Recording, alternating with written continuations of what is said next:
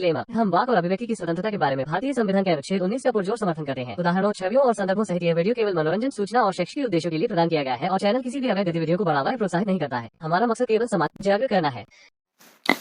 जय हिंद दोस्तों, एडम सीकर को आपने डिबेट में अक्सर गुस्सा करते, उत्तेजित होते, यहाँ तक कि गाली गलौज देते भी सुना होगा। पर जो आदमी ऊपर से जितना कठोर होता है, जरूरी नहीं कि वो अंदर से भी वैसा ही हो। और आपने अक्सर देखा ही होगा, एडम को जब कोई बहकाता है या अपनी बातों में कहें कि बातों की जलेबियां बनाता है, डिबेट में भटकाने की कोशिश करता है, तभी वो उत्तेजित होता है। आज एडम के कुछ शब्द खासकर हिंदू बहनों के लिए जो कहा है, उन शब्दों को सुनकर आप भी मुरीद हो जाएंगे। एडम के इन शब्दों को देश के हर हिंदू बहनों को पहुंचाना है अब हमारा फर्ज है, वरना हमारी न जाने कितनी बहनों का जीवन जीते जी नरक बन जाएगा। तो अभी तक आपने चैनल को सब्सक्राइब नहीं किया है तो प्लीज सब्सक्राइब कर लें और इस वीडियो को ज्यादा से ज्यादा शेयर करें। अगर आपने ऐसा ना किया तो ये समझ लीजिए आप भी मुजरिम कहलाएंगे। सो प्लीज शेयर जरूर करें।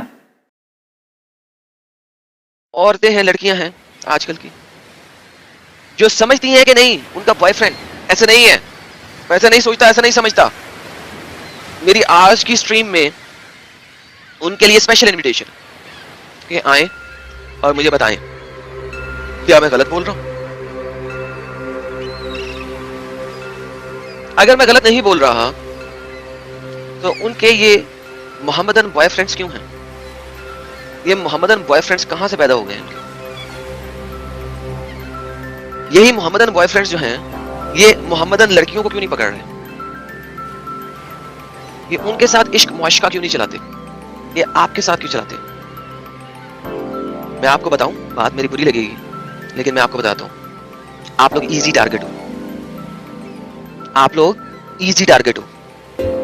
मोहम्मदन्स ने अपनी बेटियों को घर में छुपाया हुआ है, उन्हें हिलने नहीं देते, वो काप की निगाह से देखते हैं उनको, क्योंकि उन्हें पता है कि उनके दिल में क्या शैतान है, किस तरीके से शैतानियां कर सकते हैं वो। लिहाजा अपनी माँ बहन बेटियों को उन्होंने घर में छुपाया हुआ है, घर में छुपा से घर से निकालते नहीं है। कुरान भी उन्हें यही कहता है, इसको ना निकालो, उस चीज पे अमल करते हैं वो। तुम लोग उनके लिए इजी टारगेट हो, तुम लोग उनके बहकावे में आ जाते हो। You guys are, you girls are easy target for them. फिर जब शादी कर लेती हो, फिर उन्हें होता है अब इस्लाम कबूल करो, फिर उन्हें होता है पर्दा करो, फिर उन्हें होता है घर से बाहर ना निकलो। जो तुमने पढ़ाइयाँ की हैं, जो अपने माँ बाप के इतने पैसे जाया किए हैं पढ़ाइयाँ करने के, वो पैसे सारे के सारे हराम। अब घर में बैठो, रोटी टुकर बनाओ, रोटी बनाओ, सालन बनाओ, खाना बनाओ।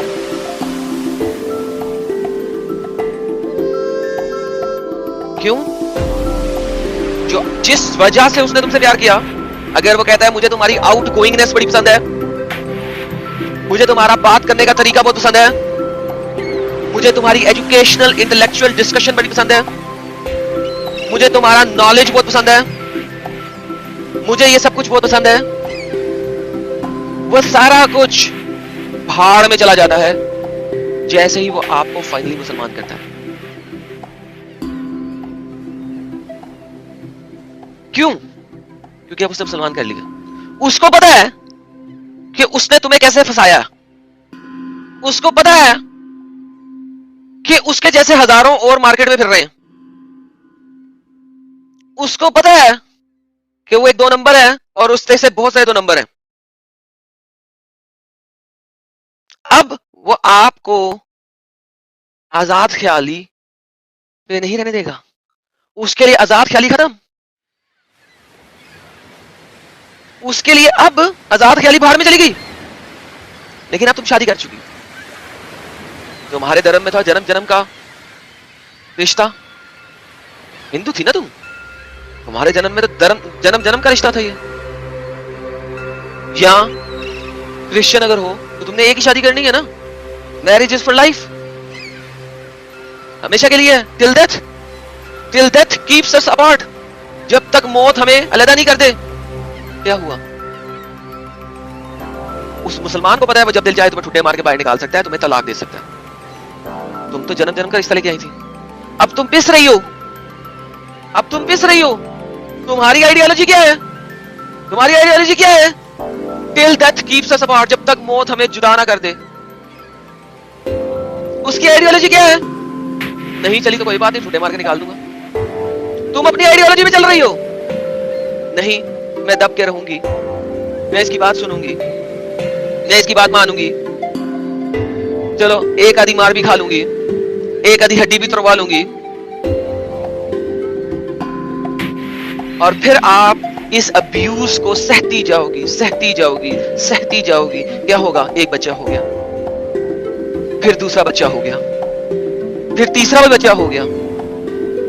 एक लिमिट आ गई, पानी सर से ऊपर निकल गया है, चिल्लाना शुरू हो गई हो, सेपरेशन चाहती हो। अब क्या हुआ? कहां जाओगी? पिछले 6 सालों से नौकरी तुमने की नहीं, एक्सपीरियंस तुम्हारा कुएं में गिर गया है, कुएं में गिर गया है। 3 बच्चे हो गए हैं, उनको पालोगी या नौकरी करोगी? माँ बाप से तो तुमने पहले ही लड़ाई कर ली थी, वो तुम्हें समझा रहे थे मत जाओ इसके साथ, मत जाओ, मुसला है, हमको पता है, मत करो ये स्टेप, मरोगी, मत करो। तुमने तो मानी नहीं थी, तुम तो चली गई। माँ बाप को दोबारा मुंह क्या दिखाओगी? वापस जा नहीं सकती, उसके साथ रह नहीं सकती। बच्चे तुम्हारे पास हैं, बच्चे भी उसने दिए, ठुड्डे मार के तुम्हारे साथ निकाल दिए। उसको तो पता है बच्चे दे दूंगा, जॉब कर नहीं सकती, वापस आएगी मेरे पास, रहेगी चे बन के सारी उम्र। ये हो रहा है, ये होता आया है। फिर क्या करोगी? क्या करोगी? मरोगी, मरोगी ना? इकबाल शेख बन जाएगा कोई, फिर क्या करोगी? मरोगी। पीछे क्या रह जाएगा? बच्चे कहां जाएंगे? जिन बच्चों की खातिर लदा नहीं हुई थी, वो बच्चे कहां जाएंगे? तो मार दिया, खुद भी जेल में चला गया। बच्चे का क्या हुआ? बच्चों का क्या हुआ? सड़क पे आ गए। तुमने नस्ल तबाह कर दी, नस्ल ही तबाह कर दी, अपनी जिंदगी तबाह की, अपने माँ बाप की जिंदगी तबाह की। वो रो रो के हर रोज जीते हुए मरेंगे तुम्हारी इस हरकत की वजह से।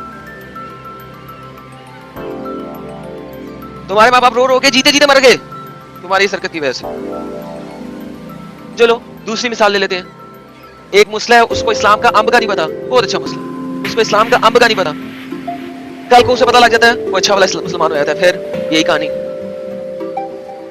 आप एक ऐसी चीज के ऊपर अपनी जिंदगी का दांव लगा रही हो जो आइडियोलॉजी इनहेरेंटली बैड है, और वो आइडियोलॉजी इनहेरेंटली आपके खिलाफ है, और वो आइडियोलॉजी इनहेरेंटली आपकी औकात को एक कुतिया से ज्यादा नहीं समझता, लेकिन बोल नहीं रहा या जानता नहीं है। आप इस 2 चीजों के ऊपर बैठ लगाओगे कि वो जानता नहीं है या बोल नहीं रहा। ये 2 चीजें हैं ना, इनमें से किसके ऊपर बैठ लगा रही हो? इसमें से किस पॉइंट के ऊपर बैठ कर रही हो अपनी लाइफ को? वो जानता नहीं है इसके ऊपर, अगर जान गया तो, या वो झूठ बोल रहा है इस चीज के ऊपर। अगर वो झूठ बोल रहा है इस चीज के ऊपर बैठ कर रही हो अपनी जिंदगी को, तो तुम्हारी से बड़ी फुलिश, इडियट, शाहिल और कोई नहीं हो सकती। और अगर तुम इस चीज पर बैठ कर रही हो कि वो जानता नहीं है, तो जिस दिन जानेगा क्या करेगा? आपका ख्याल है इस्लाम छोड़ेगा? हो सकता है, there is a fair chance. अपनी पूरी जिंदगी चांस के ऊपर लगा रही हो, अपनी पूरी जिंदगी एक चांस के ऊपर लगा रही हो कि वो बाद में एक्स मुस्लिम हो सकता है। Is that it? तो वो चांस तब क्यों लेती हो? पहले लो। अभी जब वो तुम्हारी मोहब्बत में पागल है, उसको बताओ कि तुम्हारा दीन धर्म ये कह रहा है। मानते हो? तुम तो मुझे दुनिया की ये कहानियां सुना रहे हो। तुम्हारा दीन धर्म तो ये कहता है। पहले बोलो, देखो क्या कहता है। मैं नहीं मानता इस चीज को। भाई क्यों नहीं मानते? कुरान में लिखा है, सही हदीसों में लिखा है। मैं नहीं मानता इस हदीस। कल को तुम मानना शुरू कर दोगे तो मैं नहीं कभी मानूंगा। कैसे साबित होगा कि तुम नहीं मानोगे? इस्लाम में एक आइडियोलॉजी ऐसी नहीं है जैसी आपकी हिंदू आइडियोलॉजी है। 28 टाइप के हिंदूज मैंने निकाल लिए हुए अभी तक। नास्तिक है तो भी हिंदू कहला सकता है। क्या इस्लाम में भी सुना है आपने नास्तिक मुसलमान?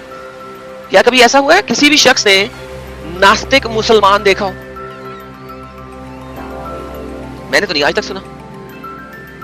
क्या किसी शख्स ने सुना है एक ऐसा मुसलमान जो कहे कि मैं अल्लाह को नहीं मानता? मैंने तो नहीं देखा। आप लोगों ने देखा? क्या आपने कभी कोई ऐसा मुसलमान देखा है जो कहे कि मैं कुरान को नहीं मानता, हदीस को नहीं मानता? हदीस को मानने वाले शायद मिल जाएंगे, आप जानते हैं, लेकिन वो भी डिपेंड करता है, वो हम लोगों से डरने के लिए डरते हैं, इस वजह से बोल देते हैं। कुरान को ना मानने वाला मुसलमान नहीं मिलेगा आपको, कहीं नहीं ऐसा मिलेगा मुसलमान जो आपको कहे मैं कुरान को नहीं मानता, मोहम्मद को नहीं मानता। मेरे पास बहुत सारे हिंदू ऐसे दोस्त हैं जो शिव को नहीं मानेंगे। सो क्या वो हिंदू नहीं रहे? नहीं, वो हिंदू है जी, बिल्कुल हिंदू है। शायद आप भी ना मानती हो, इसीलिए तो आप इस चीज पे इकरार करके बैठी हुई है। वो तो मानता है, वो ऐसा नहीं कर सकता, वो ऐसा नहीं कर सकता है, उसके लिए ये पॉसिबिलिटी ही नहीं है।